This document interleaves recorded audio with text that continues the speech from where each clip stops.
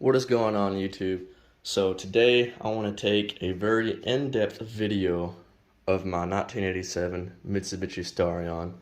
In this video I'm going to go over a lot of the custom modifications needed to be done to fit an LS. This is an LS1, but pretty much any LS 5.3, the 4.8s, LS2s, LS3s, the whole 9 yards. Anyways, this is one of the more difficult swaps in a Starion just because it requires a little bit more custom fabrication versus other common swaps like the 1 and 2 JZs that are typically seen in these cars. So what I'm going to do is get underneath the car, kind of talk about some of the things done to make this work, and just to show you guys how clean the undercarriage of this car is, because I've been bragging about how it's a full restoration and you guys have seen the exterior. Now it's time for me to show you guys the undercarriage and then some of the things needed to be done to make this swap work. So anyways, if you guys are unfamiliar with my previous videos, this car is obviously LS1 swapped and it has a T56 behind it. And while we're underneath the car, I'm going to go over some of the things that need to be done with the T56 swap, especially on cars that were factory 5 speeds because the transmission tunnel is a little bit more narrow. But since I have the hood popped open, I'm going to go over and show you guys some things that need to be done with the brakes. This is a factory brake master cylinder, but it has the Tilton fluid reservoirs. You're going to need those just to make all this more of a tidier fit. This is a Willwood clutch master cylinder that you're going to need to use for the T56 swap if that's the route you're going. And this has a Tix speed bleeder set up on it, so you can actually bleed the clutch from up here. This car is equipped with a McLeod Super Street clutch. It's a single disc and it's rated up to 550 horsepower. And ignore that sound, that's my washer going crazy. Another big hurdle is to custom fabricate headers or exhaust manifolds to clear the strut towers, and because with an LS swap you have to delete the steering box setup and go with a rack and pinion, and the headers need to have clearance with your steering shaft. And while we are underneath the car, I will go more in depth with the rack and pinion setup on this car. My car has a Dodge Shadow non-firm feel rack and pinion in it, and there's actually 2 different settings. You can get a firm feel and the non-firm, and people actually prefer the non-firm feel because the car is more predictable.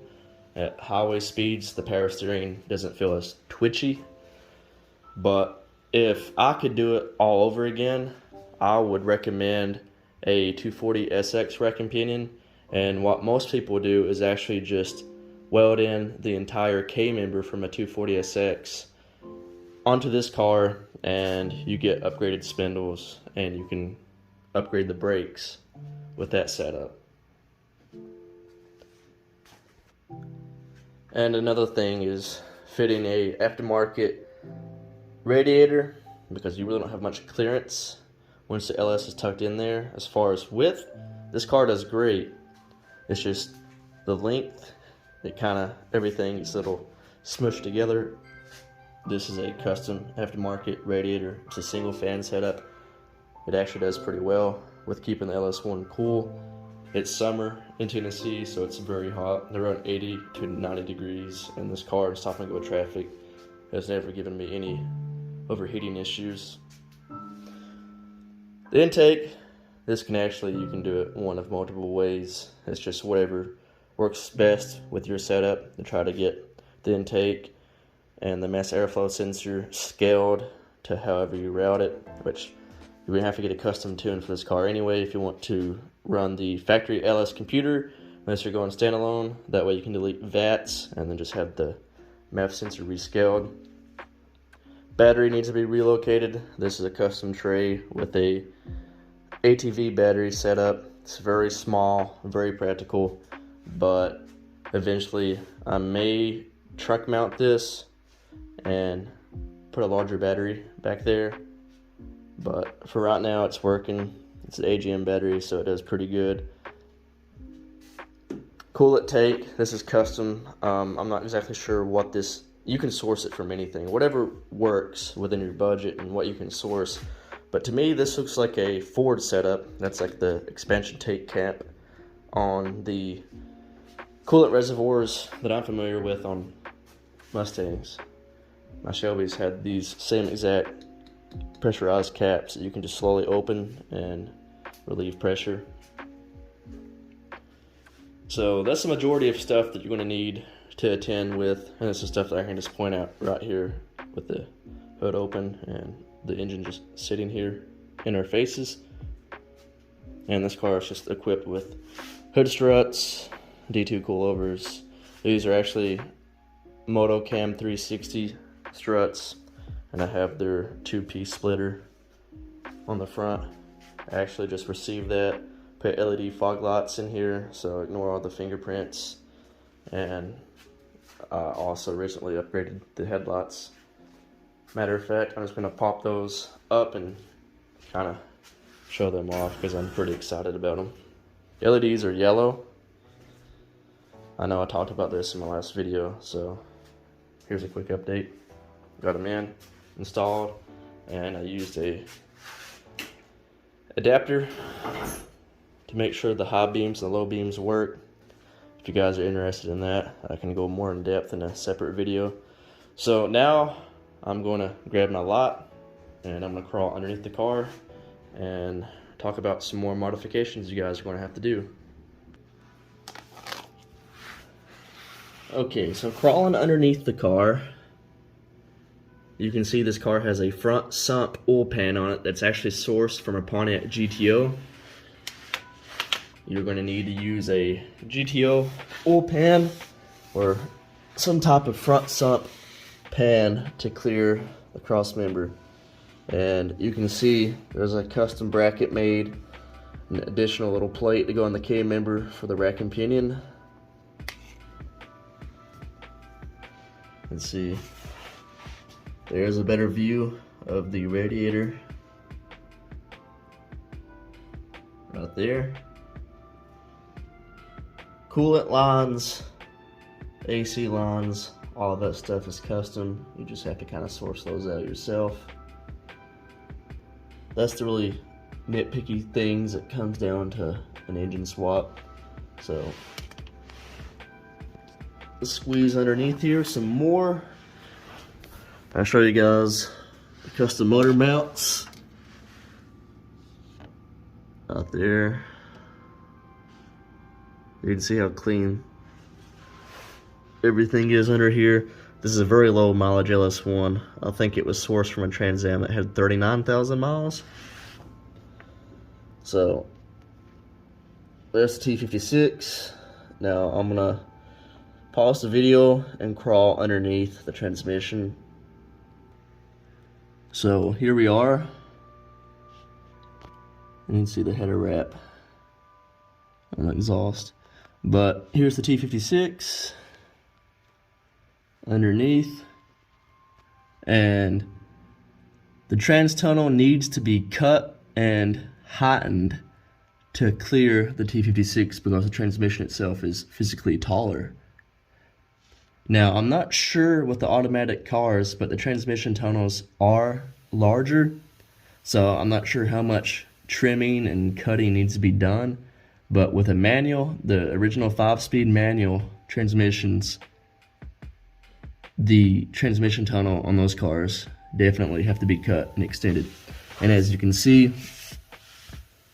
we have all kinds of Dynamat insulation, sound deadening just to keep heat, sound, everything from the cab.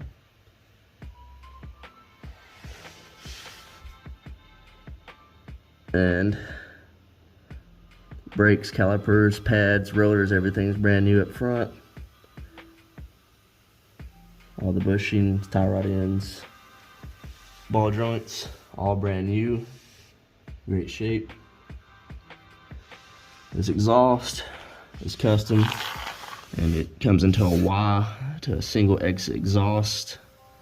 So what I'm going to do is crawl to the other side, and I'm going to show you guys the Driveline. So here we are on the Driveline side of the car. And you can see there's a custom transmission mount brace, and it's C-notched to actually clear the exhaust. So you can see that right there.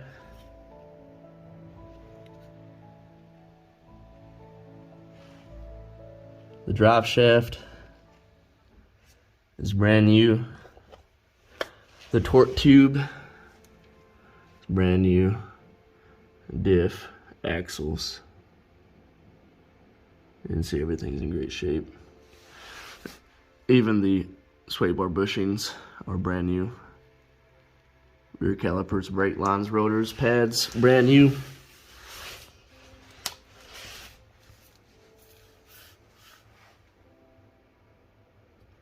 So you can see it definitely takes some custom fabrication to make an LS swap work on a Starion. Here's transmission mount. It's been painted black with some overspray.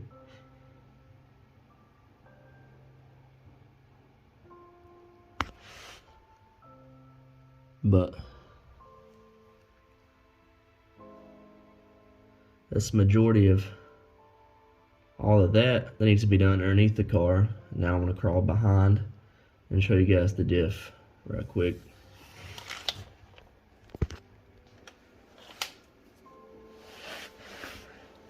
So here's the rear diff. You can see diff bushings, great shape. You see the axles, exhaust. This is the factory, I think, 354 gear, and actually had my car dynoed at the Hot Rod Power Tour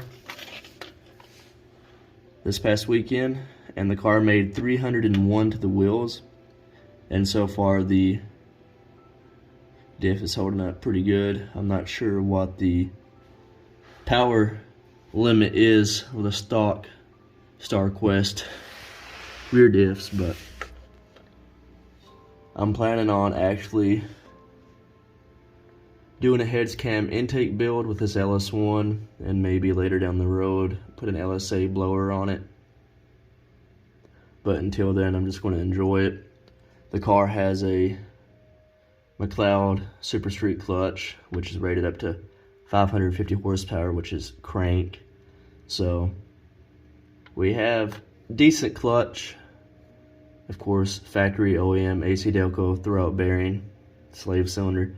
That's what you guys want to go back with. Don't use the throwout bearing that you get in the McLeod kit. It's not as good as OEM. You're going to have issues with it.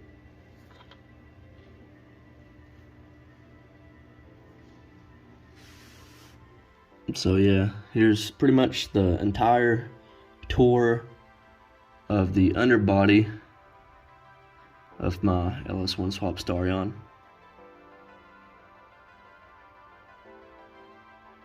I think that covers the majority of it. If not, just hit me up with more questions in the comments. It gives me ideas for more videos and more Starion conquest content. But honestly, the bottom line of this video is just I just want to show you guys how clean the undercarriage was on this car. You can see very, very minimal rust. It's just surface rust, basically. You know, there's no major rust at all. This car is solid. This car had the perfect bones for an engine swap. It's a great donor.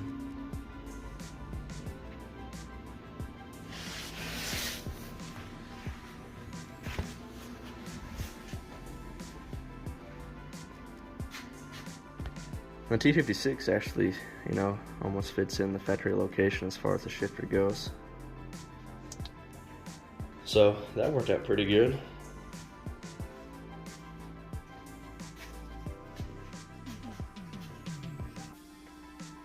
anyways, like I said, if there's anything that I kind of just went over, not that in depth, just let me know, and I can go back over specific things if you guys want me to. You know, that gives me more content to create for you guys and put out there. And actually, I just enjoy running back and forth, inside, underneath, on top of this car. So don't be afraid to shoot me with any questions or hit me up with some video ideas that you guys would like to see. Anyways, I appreciate you guys watching all my follow-ups with this car, and I hope to keep you guys updated throughout the entire process. Our next project is replacing the AC compressor and get the windows tinted and just drive the car and enjoy it. And like I said, later down the road, maybe do a heads cam intake build and have a fun little unique daily driver.